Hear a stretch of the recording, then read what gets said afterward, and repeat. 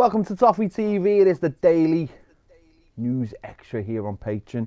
John Hill, first time I get to watch and you're fannying about. I'm not fannying about. I'm a one-man band. I'm on my own. I'm having to spin lots of plates. I'm having to get the Everton News Daily out. I had to record it, get it out, set up a live stream, start a live stream. I've still got the footy show to record. It's 5:58. I've got to get home as well. You know, have me tea, these kind of things, life. Do my best, man. I'm doing my best, and you're bringing me down. You're bringing me down. Yeah. Let's get into it. Dan Mice has spoken today about a stadium. He is, well, if anyone's watched the video, I'll put the link in the description. He's basically said that the price of stadiums are getting ridiculous now, and it's because everyone wants bells and whistles. Everyone wants bells and whistles going on their stadium. Cheese rooms. They want the lot.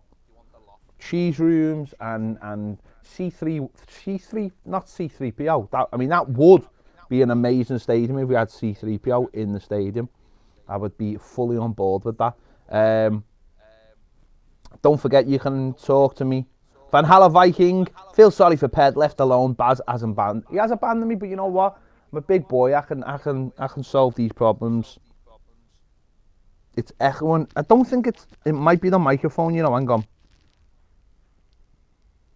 Is that better? Is it echoing now? It's my phone. It's within my phone. The sound's coming through my phone. So is that better now? Yeah. Okay. I think. Well, let me know in the comments if that's better. That should be better. We've had this problem before, and I know what the solution is. So, no, Baz will be in a couple of weeks on his own, and then he'll have to sort that problem out. So Dan Mice, yeah, he has said about the stadium that he wants it to be, it's going to be an iconic skyline element. When the ships come up the Mersey, you're going to see this great Everton stadium. And as I said, he spoke about the cost of it as well, which are interesting. Cheers, Van Halle. He said that stadiums now are costing £1 billion, and he said it's because of all the bells and whistles. So I think basically straight away that tells you that Everton's ground's not going to be £1 billion, is it? And maybe it won't be full of the bells and the whistles. Maybe it'll be. I think Dan Mice wants to build a football stadium, the best football stadium he can, without having to worry about anything else. And he spoke in this interview about Roma's ground, and I think it was interesting.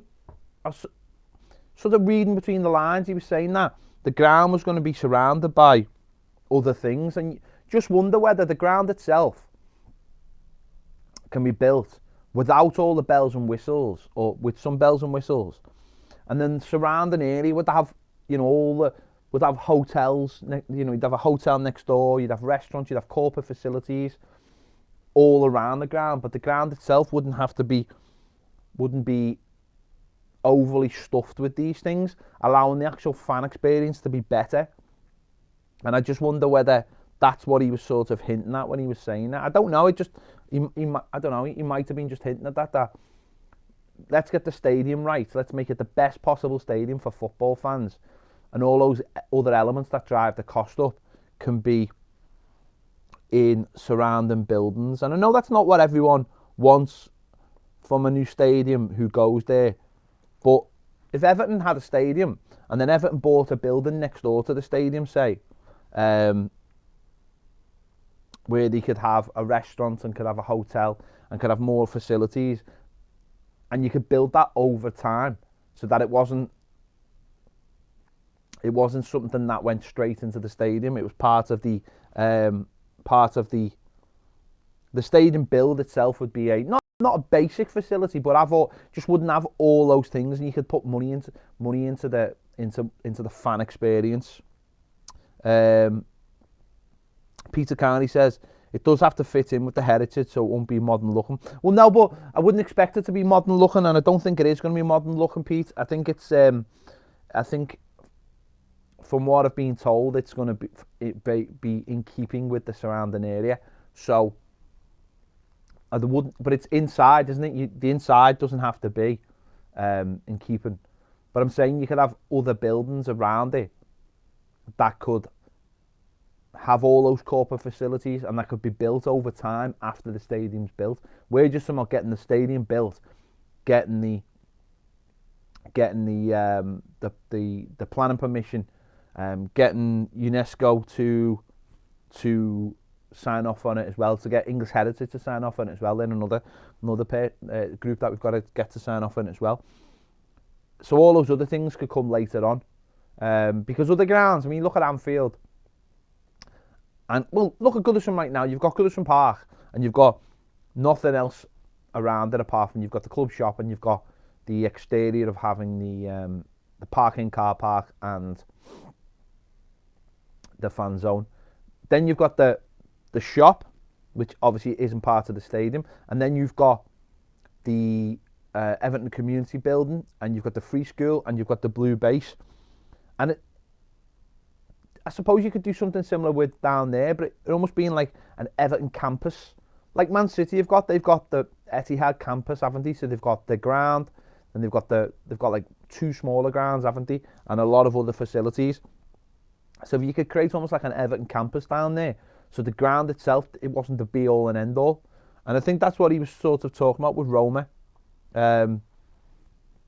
So yeah, get your comments in anyway. Please get your comments in on YouTube and Patreon. I'm just checking to Patreon because Patreon you have to manually refresh and it annoys the hell out of me.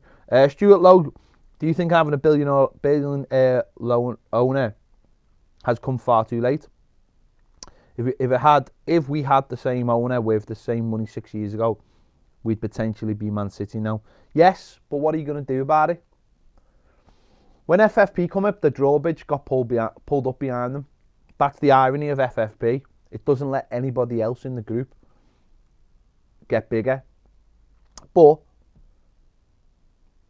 it depends if Man City and PSG get punished for what they're doing. It's supposed to be a level playing field. But if they don't get punished, then what's the point? Also, we've seen Spurs do it a different way. They've done it a gradual way. They've got a manager. I was talking to a Spurs fan before the Spurs podcast, talking about the Everton point of view of the Champions League final, and he just said it's all down to Pochettino. He said, he said a few years ago we were a million miles from Arsenal, and now we've gone above them, and we've got a ground, and they've backed the manager. And he said they haven't done it with lots of money on the pitch. They've just done it with intelligent spending, and everything else has followed. So really, and Liverpool are the same. They had Liverpool, huge brand, but stagnated for years really. Get the manager in, the owners believe in the manager. He brings them Champions League football, gets them to a final, gets them to another final, got them to a Europa League final. And then other things follow, so the stand and what comes with that, the big shop. And suddenly their message is getting spread wide and far. They spent money, but they've recouped a lot of money as well. So it's harder now, of course it is. It's much harder. But we can only do what we can do. And yes, maybe a few years ago with the money, you could just throw it and see what's, like Man City did. But Man City didn't necessarily work straight away when they got the new stadium. So we'll wait and see. Let me just check the comments.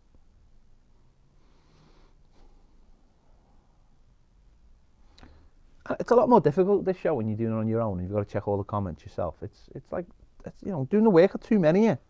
Talking and checking the comments. God, you don't know how hard this life is. What else has been going on today? Interesting, Morgan Snyder talking about Luca Dean, saying he's a guy you would go into war with. And he said he wants him to be at the club for a long time. I just thought that was really interesting that Morgan Schneiderlin, of all people, came out with a comment like that. Morgan Schneiderlin, that is basically, we're always sort of talking about a player who's going to leave the club, and yet he's saying he hopes this player stays at the club for a long time. And I thought that was really refreshing, because normally with people you get them talking about players saying, "Oh, he's amazing," and it won't be long before he's at the top table with one of the great teams and all this. And Morgan Schneiderlin could do that because you almost feel like he could do that, but he's decided, he said something worthwhile there. So nice one to Morgan. That's just Van Halla Viking has said, money wouldn't have made much of a difference. We spent a shit ton of money as it is and threw it up the wall, and bad decision making and management appointments. I think the point being is that money now has to be, it's all down to FFP, isn't it? And it's not necessarily the money you spend, it's the money you spend on wages. And I think that's where we're struggling at the moment. We've got to get lots of players out before we can get some players in. I think that's the real problem. Lots to talk about Keane being a future captain. But think Luca Dean could be real shout for the next captain. Has the traits. I don't think Luca Dean needs to be captain. Michael Keane maybe though. If you give him the captaincy, you might get just that little extra bit out of him, of responsibility and how he holds himself and stuff. So he's with England at the moment, training hard to play for England. I think Cenk Tosun might be playing tonight for Turkey in a friendly. Might be worth keeping everyone's eye on. He's been. Let me just check.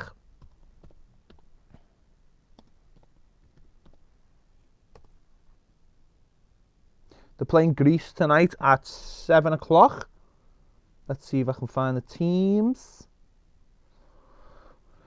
Once again, this is great television. No team news yet, but I would imagine he'll play. So that might be something to catch tonight. Cenk Tosun playing for Turkey versus Greece. Isn't that isn't it like tension over them, over Cyprus, is it? Correct me if I'm wrong.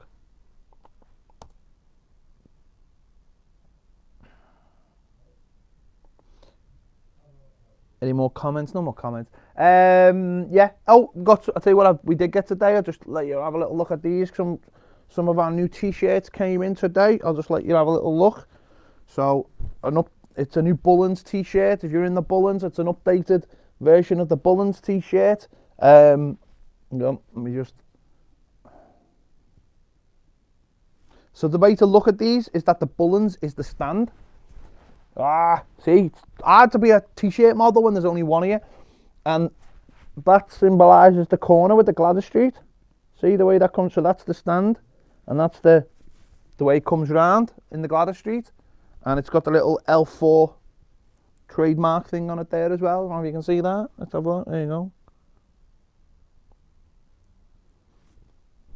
So the Bullens actually symbolises the stadium, and that bit right there is the corner with the Gladys Street. Very clever from our new designers.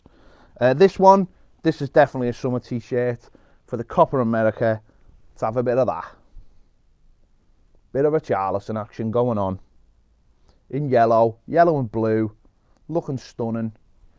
Get that for your holidays. That'll stand out nicely. Right, what's next? Gladys Street one. So again, it's like the corner. So the street end is actually symbolising the Gladys Street, and that's the corner bit with the Bullens. So if you can see that. And this is our new T-shirt. It's not out yet, but it should be out in the next week or two. We needed to get a couple made first, just to have a little look at. That is our new Bernard T-shirt. How good is that?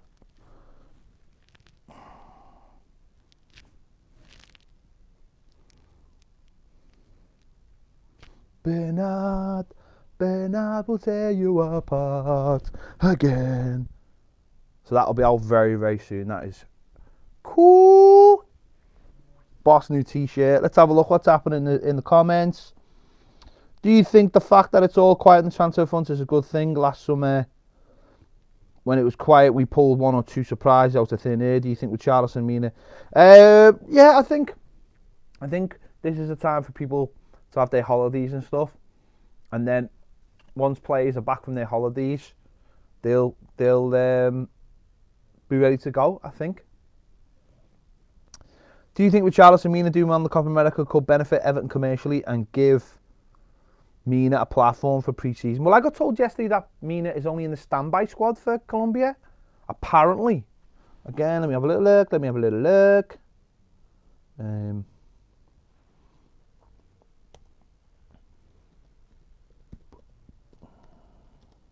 Did anyone see the West Ham kits, by the way? They're good. They are good, the West Ham kits.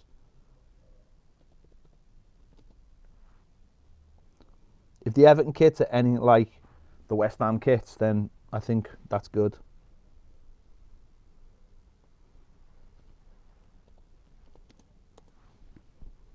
Let's have a look. What have we got?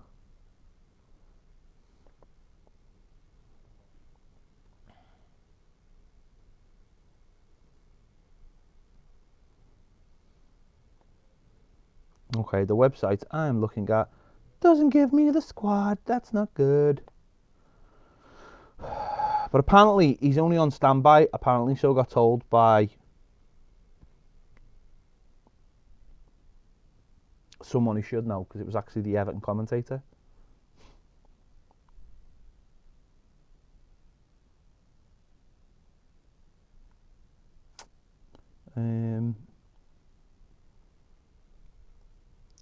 Right, Colombia.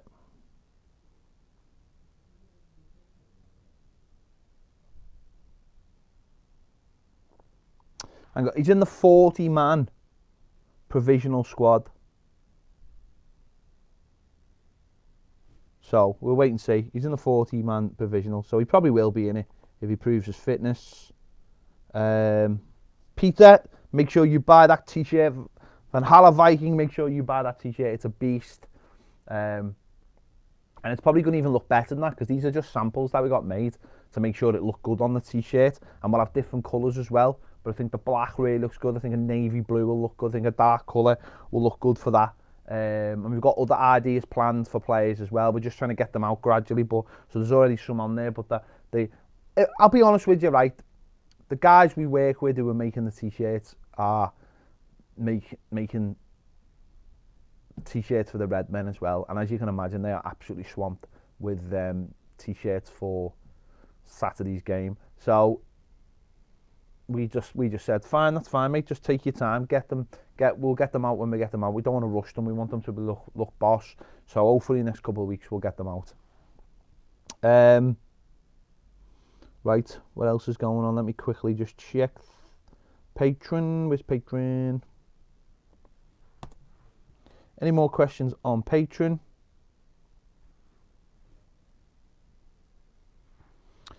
Stuart Lowe, was there ever a point in the season when you would have pulled the trapdoor under Silva? There was a couple of times I felt like it, but feelings aren't always the thing. And also, as a fan, you only see like that bit, don't you? You only see like the end bit, whereas, you know, you see the tip of the iceberg. Underneath there's a big piece.